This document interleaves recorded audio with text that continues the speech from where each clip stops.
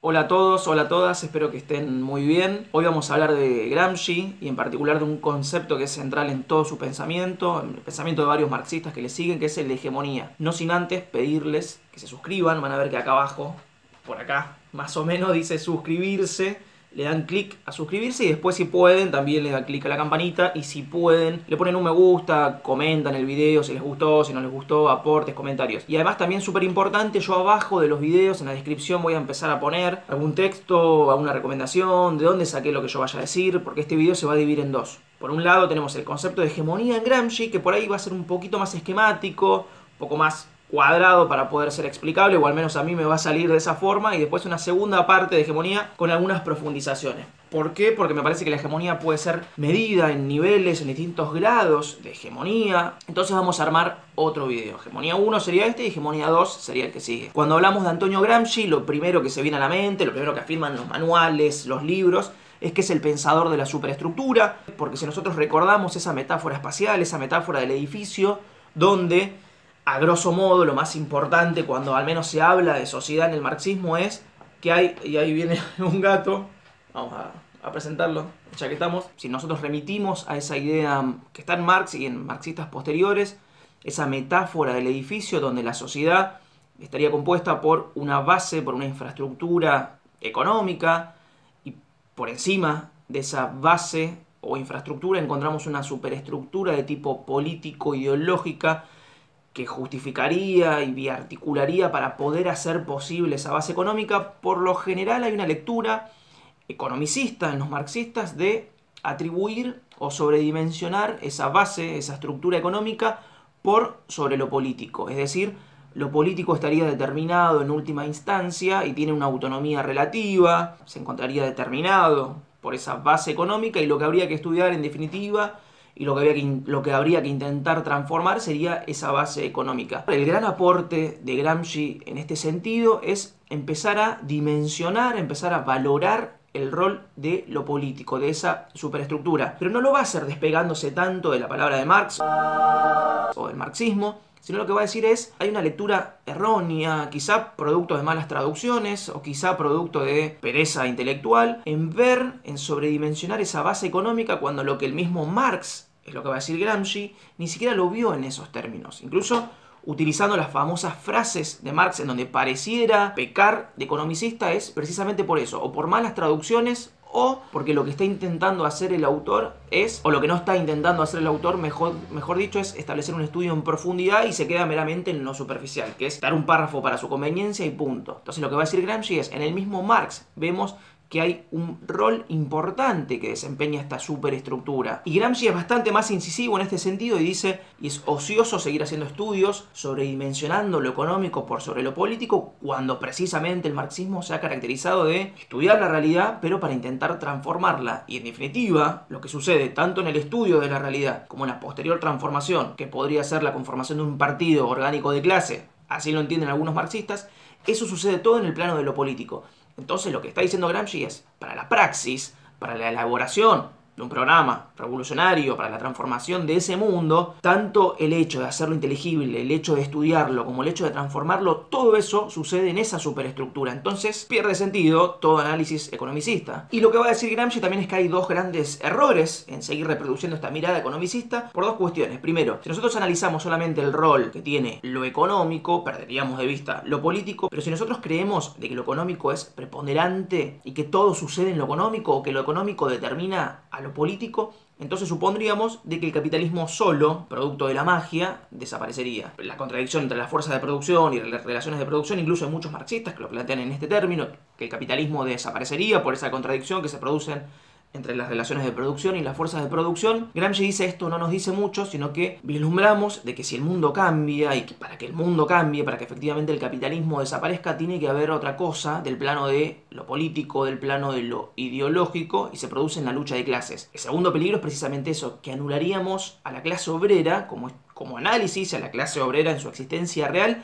si solamente nos centramos en lo económico. Existirían como trabajadores per se, pero no desarrollarían una conciencia de clase, no tendría ninguna importancia lo que están haciendo, porque en última instancia todo lo que tenemos que hacer es mirar a lo económico y no mirar esta lucha de clases. Y además Gramsci se va a centrar en la superestructura, porque él dice el capitalismo está vivito y coleando, entonces si persiste, y nosotros vemos hoy en día 2020 que sigue vivito y coleando, entonces si persiste tiene que ver con cosas de otro orden, que no se centren tanto en lo económico, sino quizá en la justificación del capitalismo. Y lo que le interesa mucho a Gramsci es cómo el capitalismo ha presentado, cómo los intereses de esta clase burguesa, que son intereses particulares, circunstanciales, contingentes, son intereses de una clase, se muestran al conjunto de la sociedad, o sea, se muestran esa totalidad social como los intereses universales. Entonces, ¿por medio de qué proceso es que se produjo efectivamente eso? Que los intereses contingentes de una clase, los intereses mezquinos de una clase, se proponen a la sociedad y la sociedad los acepta como los intereses generales, como la voluntad general. Y acá algo interesante que establece Gramsci, me parece que es lo más rico incluso en esta teoría de hegemonía, para decirlo muy sucintamente, la hegemonía es la relación dialéctica, es la dialéctica entre consenso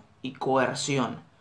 El consenso es la aceptación voluntaria y la coerción es la imposición física, la violencia coercitiva. Cuando estamos pensando en, si lo incluso lo ponemos en términos de aparatos estatales, podemos pensar en el ejército imponiendo por la fuerza algo, y el consenso se establece por medio de la iglesia, por medio de la escuela, por medio de la sociedad civil, que es la aceptación natural de algo. Es aceptar este orden que nosotros sabemos tiene intereses contingentes, incluso hasta mezquinos, pero que se presentan como los intereses de toda la sociedad. Y lo más importante de la teoría de la hegemonía, entonces, es que estos intereses particulares, estos intereses de una sola clase, los intereses de la burguesía, se presentan como los intereses generales, los intereses de toda la sociedad, y lo más importante, precisamente para que exista hegemonía, es que esta sociedad los está aceptando, vía dos medios, vía consenso y vía coerción. Pero Gramsci va a hacer hincapié precisamente en este plano del consenso. Si hay hegemonía es porque la sociedad está aceptando, ha naturalizado esos intereses particulares como intereses generales, y lo hizo vía consenso. Si un gobierno, si un tipo de dominación más general quiere imponerse vía coerción física y no tiene la aceptación de la población, difícilmente pueda persistir en el tiempo. Ya no es una dominación de tipo hegemónica. Una dominación de tipo hegemónica es precisamente aquella en la cual la población está aceptando voluntariamente. La famosa, incluso también hay autores anarquistas al respecto que hablan en este sentido, en el sentido de la servidumbre voluntaria. Uno acepta ser parte de esa dominación, y después lo vamos a ver en el segundo video hasta qué punto uno cree que es parte de una relación de dominación. Quizá la población no se esté dando cuenta, digamos, en términos iluministas, nos esté dando cuenta de que está siendo dominada. Y el éxito de ese tipo de dominación hegemónica, recordemos, radica precisamente en ello. Que la gente no vislumbre que está siendo dominada, sino que los intereses que priman no son los intereses de una clase dominante, sino que son los intereses del conjunto de la sociedad. Y para llevarlo a la empiria, a la calle, digamos, siempre se me ocurren dos ejemplos. Uno me puede decir, no, estás re equivocado, entonces me escriben abajo, eso no es una dominación de tipo hegemónica. Estoy pensando en el nazismo por un lado, llevándolo al caso argentino, a la dictadura cívico-militar. ¿Por qué? Porque estoy pensando precisamente en dos ejemplos donde desde la historiografía, desde la sociología han sido analizados desde esa vertiente más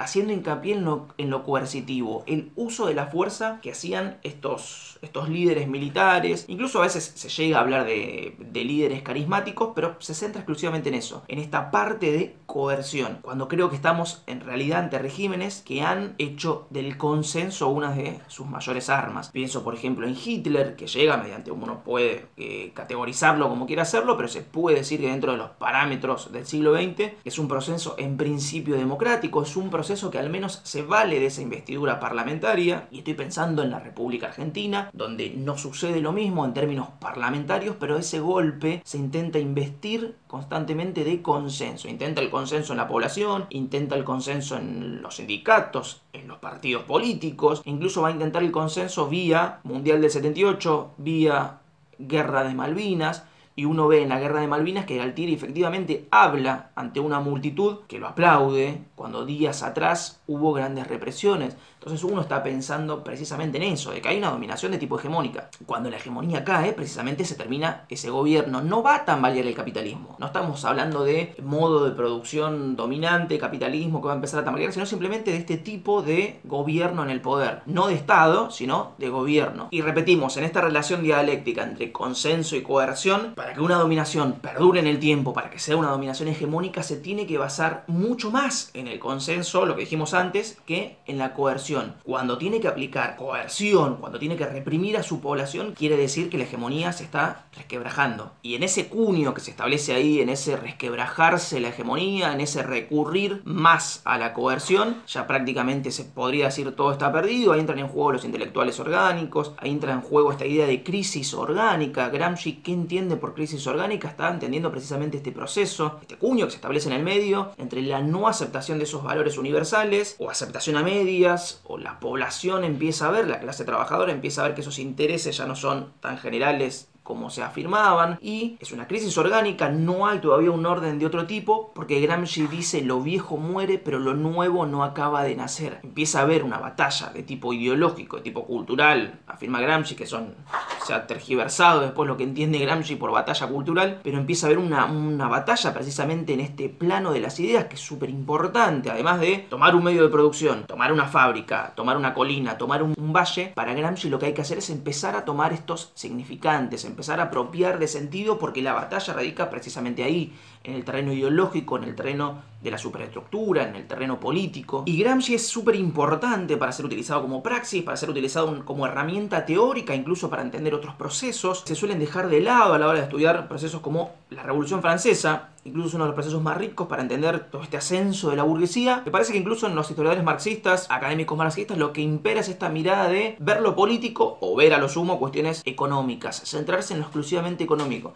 Me parece que la riqueza de hacer un análisis centrándose en esa superestructura es ver cómo entran en juego este litigio de ideas, de conceptos. Estoy pensando, por ejemplo, en el calendario, y concepto que analiza también Gramsci. Toda revolución que se preside tal, todos procesos de grandes transformaciones, lo que van a intentar hacer es cambiar esta concepción, esta mirada que se tiene de tiempo.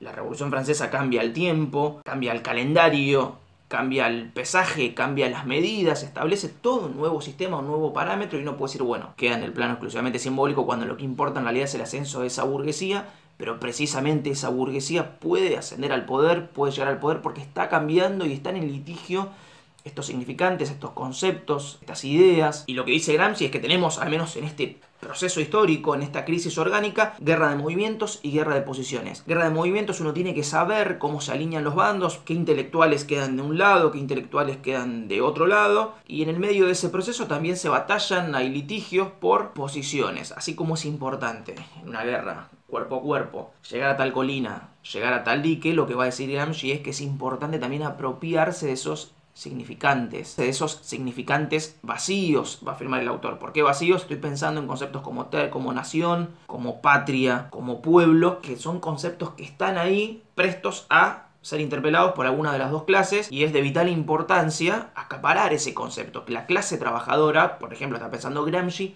le imprima su propia idea a lo que se entiende por pueblo, a lo que se entiende por nación. Esto no es un análisis que ha hecho él, pero creo que en los últimos años esta idea de pueblo, esta idea de nación, esta idea de patria ha sido acaparada por la derecha del espectro político, y al menos lo pienso en la República Argentina, cuando uno ve una movilización con banderas de la República Argentina, o también en Europa, ¿no? Cuando en las movilizaciones exclusivamente no se ven banderas de partidos políticos, sino banderas de la nación, del país, pareciera ser un significante vacío que se ha podido apropiar la derecha y no así la izquierda. Acá uno en este punto me podría decir, pero no es que lo haya perdido la izquierda, porque la izquierda está pensando, alguna izquierda, más en el internacionalismo, entonces no le interesa llevar la bandera a su país o cantar el himno. Eso puede ser cierto, pero cuando Gramsci lo analiza en el concepto de pueblo. Hay que ver cuánto el marxismo ha abandonado esta idea de pueblo, si le fue conveniente abandonarla o no. Entonces me parece importante ver este sentido de los significantes y cómo se apropia cada una de las clases de esos significantes vacíos. Y también, para llevarlo a un caso empírico, estoy pensando, pongamos el ejemplo hipotético de que soy un gran líder obrero y trabajador y revolucionario, y en los medios de comunicación empieza a circular toda una idea. Hay un juez X que me encuentra culpable de delito X, termino en prisión, y si los medios de comunicación, que son un aparato ideológico más, junto con la escuela, terminan imponiendo esta idea de que a mí la justicia me encontró culpable de algo y no fue este juez X particular, tangible y factible, se puede llegar a equivocar, cuando los medios de comunicación, cuando toda esta estructura, cuando esta batalla cultural, esta batalla de las ideas de la burguesía, logra hacerle creer a la gente de que fui acusado por la justicia como ideal abstracto y no por un juez X, quiere decir que ese significante vacío, que no quiere decir vacío porque no exista o en términos despectivos, sino que quiere decir que hay un significante vacío donde se pueden imprimir significados, quiere decir que la clase burguesa se lo pudo apropiar convenientemente ese significante vacío, esta abstracción que es la justicia. Bueno, llegamos al final del video, vimos de una forma muy esquemática este concepto de hegemonía, muy breve también, y en la segunda parte vamos a profundizar un poco más en esta distinción entre lo que Lenin entendía también por esta dominación por consenso o no, y sobre todo empezar a graduar, empezar a poner en escalas este concepto de hegemonía que me parece mucho más rico del que se supone,